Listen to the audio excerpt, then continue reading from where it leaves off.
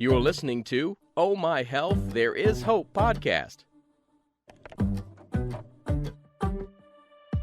When your heart is aching and your world is shaking, don't give up. No, don't give up. Hello and welcome to Oh My Health, There Is Hope podcast. I'm your host, Jana Short, and today I'm here with a very special guest, Steve Olsher. Steve is a 30-plus year entrepreneur, founder, editor-in-chief of Podcast Magazine, original founder of Liqueur.com, creator of ClubPod on Clubhouse, creator of the New Media Summit, host of the top-rated podcast, Reinvention Radio, international keynote speaker, and an in-demand strategic coach who helps businesses of all sizes leverage the power of new media to generate visibility, leads, and revenue on autopilot. By the way, that is phenomenal and totally what I would love to talk to you about today. Sounds good. Well, welcome to the show. One of the things that we do ask all of our guests to do is just take a few minutes to share a story of hope with us, because that's what the foundation of the show is. And that usually leads us into some really amazing stuff that you're doing now. Look, obviously every day that you're above ground is a good day of hope, right? So there's, where do we begin? So how about this? I'll start with the you can probably do more than you think you can story of hope, which is which one do I choose? How about this? How about opening my own nightclub when I was 19? So sounds like a disaster, Steve. It was an interesting time of my life where I was DJing in clubs, and I had an opportunity to build up a pretty decent following there. And it just made sense. Look, I've got this following. I love music. I love DJing. I'm an entrepreneur. Let me see what I can do about opening up my own nightclub. But, obviously I was 19, and like any venture run by a 19-year-old, there's going to be some bumps in the road. But I did I went full board with it and did everything that you're supposed to do. I mean, I wrote the business plan. I went out, I sought investors, and actually found a lead investor to put some money into it. And, it's crazy to look back. And even now I look at my son who's 17 and he'll be 18 actually in just a couple of weeks here. And I just think like, man, I love him, but I look at him like he's just a baby, just a little man there. And so I guess it's just one of those stories that I hope really gives people the courage and sort of that, stamp of approval or whatever it is they think they need in order to recognize that, look, you have everything that you need right now to do whatever it is that you want to do. You just got to be bold, right? And take those steps and ultimately take that leap of faith. And if it's the right idea and there's the right opportunity, then the sort of that leap off the cliff, if you will, that net will appear. I couldn't agree with you more. I feel like if we could all just step back into our 18, 19-year-old self that thought we could succeed at anything, even the most craziest idea, and take all that knowledge and skills that we've created now and move forward, wow, we would change the world. Yeah, for sure. Well, I want to talk about your podcast magazine a little bit, but then I want to talk about what you talk about new media and generating visibility through leads, because that's my zone. And I just feel like people are missing that, and they're just hiding behind superficial posts on their social media. They're not really connecting in an emotional way. So tell us a little bit about your podcast magazine. So it's really just one of those dumb, simple stories of sitting there one day thinking to myself, like, look, this is an industry that I know. It's an industry that I love. Seems to me like there's a lot of folks who feel the same way that I do, both people who are podcasters and they have their own shows, and of course, people who just listen to shows and they love the medium of podcasting. And I couldn't believe that there wasn't a magazine that was kind of the Sports Illustrated, if you will, of podcasting, or the Rolling Stone, if you will, of podcasting, something that really goes deeper into the lives of the podcasters that they hear, but they don't necessarily really know, and also helps with discovery by introducing podcast fans to shows that they may not be familiar with, but definitely should be listening to. So I just thought there was a really interesting opportunity there to create something that, again, would be let's just call it the Rolling Stone, if you will, of the podcast industry. And as I looked around and started trying to figure out, like, hey, what's out there? And I mean, there's got to be something similar to this, right? But at the end of the day, it just in October of 2020, no, that's not right. In October of 2019, when I first came up with that idea, there really wasn't anything. And so, like any good entrepreneur in that moment, I went out and I looked and I thought, well, if we're going to do a magazine, what are we going to call this thing? And of course, the only name that made sense was that, well, you got to call it podcast magazine. What else are you going to call it? So found the domain, ended up tracking it down to a guy, bought the domain, and 100 days later, we launched our first issue. So we went from idea to releasing our first issue in roughly 100 days. I love that. And I know a lot of people are starting up magazines, and like, I totally encourage you to do it. And I remember starting mine. It was because I was too lazy to write a newsletter. But I'm like, wow, I know some amazing people. I'll have them write articles for my newsletter. And Sure. It blew up. But it literally was because I did not want to take the time to, it would have actually saved me a lot of time had I just taken the time, but I'd have missed this ride for sure. Let's talk about why it's so important for people to be featured in, like, why would I want to be featured in a magazine about podcasts if I'm a podcaster? Because I'm podcasting. So it's kind of a different platform. Yeah. Yeah. I mean, look, obviously, at the end of the day, all visibility is good visibility, right? I mean, that's how I look at it. And when you look at the opportunity that something like Podcast Magazine provides for a podcaster, it's visibility into tens of thousands of people that, I mean, we reach over 340,000 people every month between our magazine, our social presence, ClubPod on Clubhouse, email, web, social media, et cetera, et cetera. So the reality is, why wouldn't you want to get in front of people who have raised their hands to say, hey, I'm interested in, I really love the whole world of podcasts. So it's just a tough game right now in terms of being discovered if you're a podcaster. I mean, we started out before the pandemic with right around 1 million podcasts, and now there's well over 2 million shows that are available. So the amount of growth that we've seen in the podcast industry has been nothing short of tremendous. And at the same time, when you look at the number of new shows, I mean, we're adding roughly 30,000 new shows every single day. So how do you get found? And how do you differentiate yourself from the 2 million plus other shows that are available and being featured in a magazine which has been very well received? It's seen as the preeminent publication for the world of podcasting. Being featured in that magazine is really it's definitely a feather in the cap. I agree. There's so many podcasters. My granddaughter just came to me and said she wants to start her podcast and she's 14. Like, she wants to talk to other kids her age. Yeah. Everyone's starting podcasts. It's like crazy. So how do you get seen above the 2 million plus? I think there's probably way more than that podcast. And who are you talking to? Other podcasters or people looking for podcasts. So you've already found their demographic. And now you've created that beautiful space where that demographic is going to for the latest shows, what's happening, what's cooking now. And so I think it's genius. Yeah, well, I appreciate that. And, again, if we want to really validate the industry and take us as podcasters kind of out of that realm of being just sort of a hobbyist type of industry, we need something like a podcast magazine to really legitimize what's going on in this world, because any industry that is an industry worth talking about absolutely has its own sort of publication, if you will, that helps to legitimize and validate that industry itself.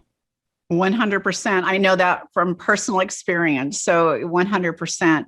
I want to talk a little bit too about, you say you do some coaching with businesses to help leverage their power through media. And I think they're missing that. Like, they are creating, I call it the dead ads. They're creating like beautiful posts. They might be beautiful and they have some genius write the copy. and they're competing with millions of others, and the personality is gone. It's almost like there's no one home. And going out and doing media in video, in showing up on magazines, doing that makes you have more of a personality. And let's face it, consumers are attracted to your mission, to a personality, to a feeling that you're evoking in them. That's why people are using babies and puppies on commercials, right? You're like, oh, how cute. What is that? It has nothing to do with their product, but it got you to evoke an emotion. So how are you helping other companies or people use that to start generating revenue and leads? Yeah, I mean, look, ultimately, the thinking behind this whole world of new media that we live in is that it's just an interesting opportunity to reach people almost anywhere at any time, really, and of course on their preferred device. And so any business owner, I don't care if you're a sole proprietor and you're a solopreneur, or if you're a Fortune 500 company, every business needs a core visibility strategy. Whatever that's going to be, obviously it's going to vary based on your experience and where you think you should be investing your resources. From our perspective, very few platforms compare with being able to leverage the power of new media, right? So new media being just the world of podcasts or social, including social audio, of course, but basically anything that is a pull medium from the standpoint of the consumer pulls on demand what they want, when they want it, and on their preferred device. So if you think about a traditional newspaper versus blogging, it's push versus pull. If you think about terrestrial radio versus podcasting, it's push versus pull, right? And we can run it 6 ways from Sunday, but you understand what I'm saying. So from my perspective, you need to have a presence. You need to have the ability to establish credibility, authority, to elevate your status. And there's really no better way to do that than actually talking about what it is that puts fire in your soul. And so if you're going to use a medium where it is audio in nature, hard pressed to beat the power of podcasting. And so, I mean, we launch shows, we build online funnels, we help people create, the brand that they need in order to really stand out. And ultimately, it's really all about helping people become icons of influence in their respective niche, and somebody who can leverage the power of new media to generate visibility and leads and revenue pretty much 24/7 and on autopilot, if you will. What are some tips that you might give somebody? Like if I were starting a podcast, let's start with that one. I'm starting a podcast and I'm brand new. I don't know anything about podcasts. Do I need a company? Do I need all the expensive devices? What do I need? Well, I mean, that's the beautiful thing about it is you don't need really, I mean, today you don't need anything much more than the phone in your hand, right? I mean, that's one of the beautiful things about Anchor. I'm not recommending Anchor over anything else, but I'm saying Anchor is an option to be able to create a podcast literally on demand with nothing more than the phone in your hand. Of course, then you have social audio, like Clubhouse as an example. We've been really active on social audio. We've been really active in Clubhouse since basically late 2020. And so for us to be able to just literally pick up the phone, start a room, start a conversation, it's just as simple can be. So you really don't need much. And then you have other platforms like Fireside, and I've been a Fireside creator since early March. It's another example of really being able to just go ahead and pick up your phone, share your brilliance, talk about what puts fire in your soul, and with the push of a button, you can then literally push that out and share that because it's automatically recording with whoever it is that you want to receive it. So lots of interesting things going on, and you don't need the kind of setup that I have. I mean, I've got a nicer microphone and a board and those sort of things, but you definitely don't need this sort of setup. And you're right, you don't. I see so many people starting literally on their phone using Anchor, and they started blowing it out of the water because they had the right kind of content. And they were really authentic in sharing that content, and they're doing really well. So you don't, although I just don't want to do anything but show up here. Like the rest of it is super technical for me. So it's super easy for me to just grab a company that I found to be reputable that helps me with that. So you have from doing it all yourself to getting whatever you need. I'm pretty sure you probably have stuff like that in your podcast magazine. Well, not necessarily from the standpoint of the best way to put it is podcast. Yes, there are podcasters who read Podcast Magazine for sure, but our audience is more along the lines of the people who love podcasts and podcast culture and the different shows, right? So the majority of our readers actually are podcast fans. So while we do have a little bit geared towards the podcaster, I will say that the majority of our people are people who just love the industry or are in the industry or really just love podcast culture and the shows that are available. So we don't get really sort of deep, if you will, and granular around those sort of things in terms of what to do and how to do it.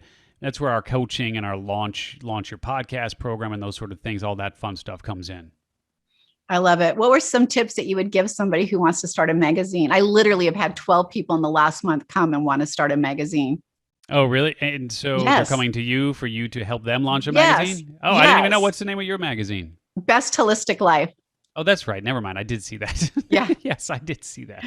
I mean, look, I think that you've done the right thing, and I'm no expert on this. You know how many magazines I've launched in my life? One, Yeah. right? So I'm not going to sit here and say that I'm an expert by any stretch as far as the world of magazines are concerned. But what I will say is I think you've taken the right step. I think we've taken the right step. Insofar as if you're going to launch a magazine, it has to be pretty niche specific, because you're not going to compete against the sort of the Life magazines and Time magazines of the world. I mean, they've got the general broad scope People magazine type approach down pat pretty good. So figure out really what puts fire in your soul and what you don't mind writing about and being actively involved in on a consistent basis, because we put ours out monthly. And our average issue is over 110 pages. So if I didn't love podcasts and this industry, it would be tough for me to want to read through all that and do what we do with our team here every single month. So, I mean, that would be the biggest piece of advice, is make sure it's a subject that you love and really get niche on it, because that's the only way you're going to find an audience. I agree. I think the whole key to everything you do is niche, like so that you're not wasting your energy on the people who just are not interested.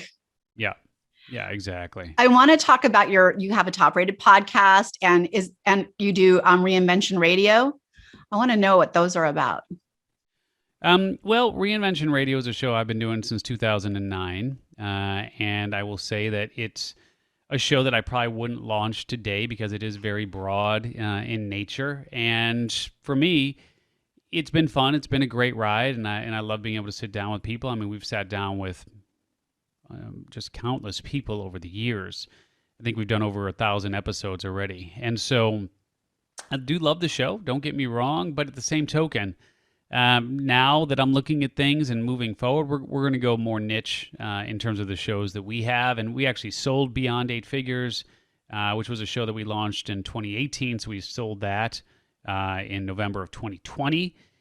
So even helping people buy and sell shows, that's a big part of what we're heading into as well. I love it, because here's the thing. I started my podcast 2 years ago, so I was almost 60. And I'm like, I won't be doing this forever. So it's nice to know that you actually can build that listenership, those subscribers and that following, and then sell it, and they can keep moving it on. Yeah. And there's lots of different ways, obviously, to monetize a show. And I think a lot of people forget about the fact that one of the best ways to monetize a show altogether is to build it up and sell it, right? And so there's value. I mean, anytime you have downloads, anytime you have attention, you have the ability to find a buyer who wants to reach the people that you're already reaching. So, yeah. By the way, that is a great topic, because again, you don't know how many people come and ask, how do you monetize a podcast? And honestly, my mission for the podcast wasn't to monetize it, although I benefit in other areas of my business because of it. And so it's definitely cost efficient for me. But how do people start monetizing it? Like, they have a podcast and they want it to at least start paying for itself. By the way, it's a horrible mindset to have. Never be in the I just want enough mindset, because that's all you'll ever have is just enough. Yeah. What are some things that they can start doing to start monetizing that podcast? Yeah. Well, it varies. It varies because you have lots of different types of reasons for launching a podcast. And so it really depends on why you created your show and what your goals and objectives are for that show. And I know that seems, I don't want to be, I'm not trying to dismiss the question here, but the reality is there are some people who want to build up the number of downloads and sell commercials and just simply try to generate revenue on a CPM basis. And that's, and that is one of the things that you can do, but very few podcasters are able to turn their podcast itself into a business. For others who are coaches, business owners, etc., they use it as a tool with which to generate highly targeted leads for their business. And I will say for most shows, because 99.9% of the available shows are never going to reach the top 100 or top 250 in terms of the charts and the available shows there, you have to figure out what the other options are. And so more than likely, you're going to be able to monetize the show by either turning your guests into your clients or by turning your audience, your listeners, into your clients. And so you're much better off trying to figure out, well, how do I move people from the show into my ecosystem? And obviously you want to have a conversation with them, have them get to know who you are, etc., and ultimately enroll them into relevant products, programs, and services. You're going to be much better off in the long run taking that approach than you will ever trying to find sponsors or advertisers, although, that can work for some. By the way, that was a genius answer. And that's, again, why it's so important to find that niche, because you do recruit them as clients, or they're passing you on to someone else or referring you because you're in your niche and you're educating on that. So that's exactly what I do with mine. I never had sold, although we once in a while will get a thing saying we would love to. It's a lot of work and I don't want it to be a commercial. So I just stay in my zone and teach on what I teach. Yeah. And I mean, look, one of my favorite strategies, and it's something that I don't want to say it's foolproof, but it certainly works really, really well, which is bring on someone as a guest onto your show who is a potential client and is trying to solve a specific problem that falls within your area of expertise. And during that show, literally solve that problem for them, whatever that problem is. I need to create a sales page. Great, let's create a sales page. And you literally do it step by step by step, which of course is incredibly beneficial for everyone listening. It's incredibly beneficial for the client, the potential client that you're helping on that show. And then the call to action at the end is, very simply, look, you saw what I did here for Sam. If you want me to build that sort of sales page for you, great, let's chat. And I'd be happy to discuss what you need and whether or not I can help you. Of course, then after the show, you say to Sam, hey, I'm assuming that was really, really helpful for me. Tell me about your experience with it. You guys have a conversation. And then what's the next step, right? It's always kind of the Lisa Sasevich model of problem, solution, problem, solution, problem, solution. So the problem was I don't have a sales page. Okay, well, solution, I just helped you create a sales page right there on the show, which of course then creates a new problem, which is, okay, well, what does it create? It creates a problem. Now I have to build this sales page. Maybe you don't have the bandwidth to build that sales page. Okay, so now you got to build it. That's one new problem. What's another new problem? You have to be able to generate traffic, right? You got to be able to generate traffic to actually go to the sales page. Like having the most beautiful sales page in the world is all well and good, but if nobody knows that it exists, then what, right? So on and on and on and on. The point being, hey, I helped you solve this.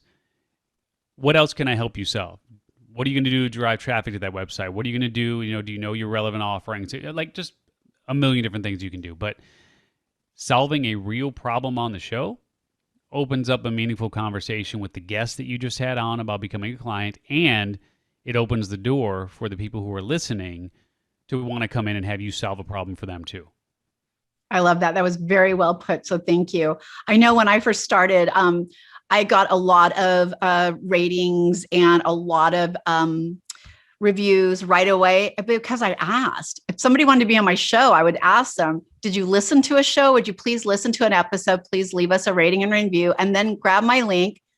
And it just started blowing up. So it really pays to ask them, have you listened to my show? Yeah, right. Have you left us a rating and review? Yeah. Because why do you want to be on it then? Yeah. No, the point's really well taken. And I mean, even when you're pitching podcasts, and this is a whole other discussion, but like if you want to be a guest on a show, you definitely want to make sure that you listen to that show. And if you're going to pitch them, make sure that you pitch them in a way that's appropriate to say, hey, I know you cover X, Y, and Z topics. I haven't heard you cover this. Is this something you'd be interested in? Or I know that you cover X, Y, and Z topics. Have you ever considered this take on this particular subject? Because this is the unique slant and viewpoint that I bring to the table. Yes, 100%. I don't pitch to be on shows very often, but when I do, I literally make sure I've listened to that. I love it. And I let them know my favorite episode was blah, blah, blah. And I love this about it. And I've also left you a rating and review, but I would love to be a guest. And they always get back to me because it shows that I love their show. I'm a fan. And, it's not like I haven't done a show before. So yeah, absolutely. Absolutely. And so, needless to say, I'm all in on the world of podcasts and audio. And I just think we're scratching the surface in terms of what's to come here in the future. Well, Steve, where can people find you? Like, where are they going to be able to get Podcast Magazine? Where can they listen to your radio show? And just know we're going to put all those links in for all of you as well, so that you'll be able to connect with him very quickly. Yeah, I mean, the best place to go is that we definitely would suggest that you, join us for the Podcast Magazine journey. We'd love to have you do that. And let me give you a private backdoor link to do so, which is simply podcastmagazine.com/free. So it's a private backdoor link that you can use to grab a free lifetime subscription to the magazine. And yeah, we'd love to have you join us on that journey. Perfect. I'm just putting that in there so that everyone could have that. The links will be in here for you. So thank you so much, Steve. I really learned a lot about this. I think it's fascinating. And I'm a huge believer in stepping out of your fear zone and getting yourself out into media on podcast and get your voice out there, because you might be the voice someone's waiting to hear. So thank you so much. You're very welcome.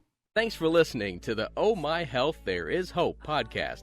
Make sure to visit Jana's website, bestholisticlife.com, where you can subscribe to the show on iTunes, Google Play, or listen there, so you'll never miss an episode. While you're at it, if you found value in the show, we'd appreciate a rating on iTunes, or if you simply tell a friend about the show, that'll help too. Let's change the world together, one health expert at a time. Looking forward to seeing you next time.